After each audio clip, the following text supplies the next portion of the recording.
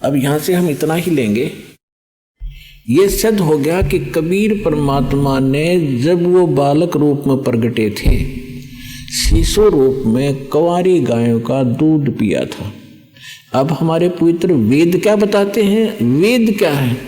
वेद कोई किसी जंतर मंत्र जंत्री की किताब नहीं है, ये कोई तिथिवार बताने वाली नहीं है। इसमें परमात्मा के गुण, परमात्मा कैसी लीला करता है, वो कहाँ रहता है, और उसके पूरी जानकारी है।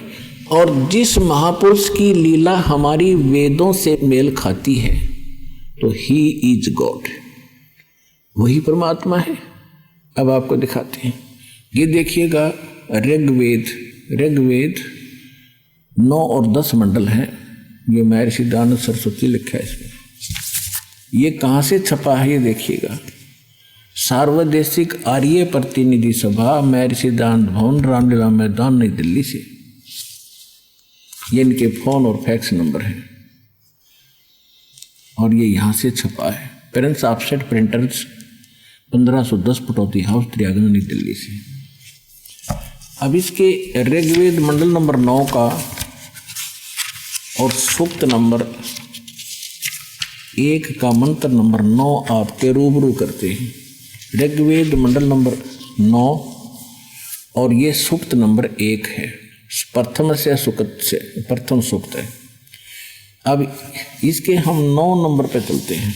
ये 9वां श्लोक लेते, ये देखिए ऋग्वेद मंडल नंबर 9 सूक्त 1 और मंत्र नंबर 9, ये 9 है। अभी अधन्या उत्सृणति धेनव शिशु, ये शिशु शब्द लिखा है। सोम इंद्राय पातवे। अब एक कमाल की बात देखो, परमात्मा ने कैसी लीला की है। यदि ये दास अनुवाद करता इन वेदों का, हमने तो करे रखा था तुम्हारे भगवान की लीला, हमने पता कि कबीर इज गॉड, परमात्मा की महिमा में लिखी, आंखों देखा, संतों ने बता दिया, लेकिन आप जी का विश्वास नहीं होता जब तक वेदों में ना मिलता। अब वेद क्या बता रहे हैं, और ये अनुवाद करता भी वो महर्षि दयानंद के चेले हैं, और महर्षि दयानंद है इनका, और ये खुद भगवान को निराकार मानते हैं।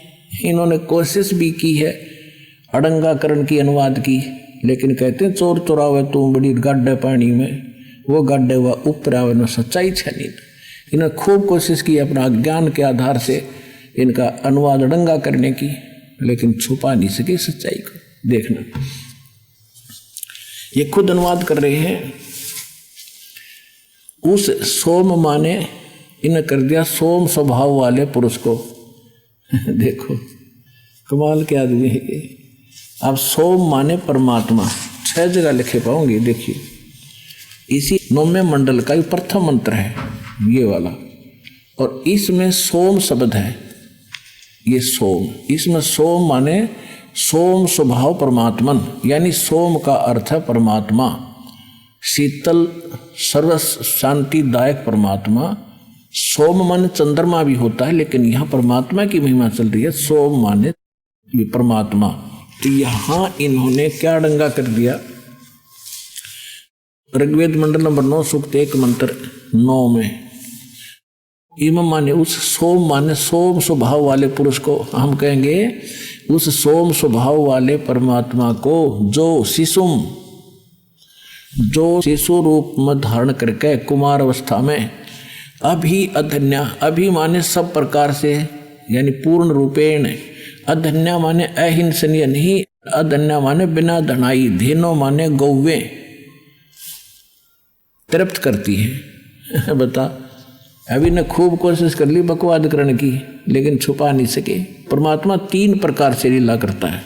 इसी में पहले मंत्र में लिखा है कि वो परमेश्वर जब यहाँ सर्व उत्पादक प्रभु एक लीला करने के लिए जब यहाँ प्रकट होता है, सहशरीर आता है, और वो 3 प्रकार के शरीर से सबकी सतिथि से सबका धारण पोषण करता है। एक शरीर में तो सतलोक में रहता है, वहाँ तो बहुत तेजों में शरीर है, 1 रोमकूप में करोड़ शरीर मिला दे, करोड़ चंद्रमा, इतना नूर है। फिर हल्का तेजपुंज का रूप बनाकर वो 2 प्रकार से और लीला करता है। एक तो करता है शिशु रूप धारण करके, एक लीला प्रत्येक युग में ऐसी ही करता है, कमल के फूल पर प्रकट होता है तालाब के अंदर, जिस कारण से उसको नारायण भी कहा जाता है। नारायण माने जल के ऊपर आके विराजमान होने के कारण भगवान नारायण कहलाता है। और वहां से ये ऐसे निसंतान दंपत्ति प्रत्येक युग में उनको उठा ले जाते हैं।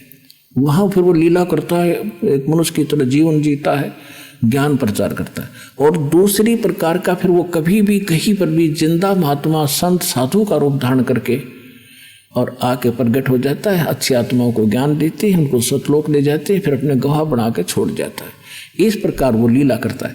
तो जब वो शिशु रूप धारण करके वो परमात्मा लीला करने आता है तो उस समय उनकी परवरिश की लीला, उस बालक रूप में प्रकट परमात्मा की परवरिश की लीला कंवारी गायों के द्वारा होती है। फिर देखो वेद क्या बता रहे हैं, उस सोम स्वभाव वाले पुरुष को यानी परमात्मा को जो शिशु कुमार अवस्था में ही अभी यानी सब प्रकार से पूर्ण, अधन्या माने बिना धनाई, हमारे यहाँ देसी भाषा में जो गायें बिल्कुल ना ब्याई हो, गर्भ ना धारण किया हो, उसको क्या करें अधन्या यानी बिना धनाई, बैल ने टच नहीं किया। अभी अधन्या यानी कति भी टच ना करी हो कंवारी, धेन में माने गवे, अभी माने सब प्रकार से यहाँ पे लिख रहे हैं कुमार अवस्था में यानी बालकपन में सभी प्रकार से, अधन्या माने बिना धनाई यानी कंप्लीट कंवारी, धेनव माने गौवे तृप्त करती है,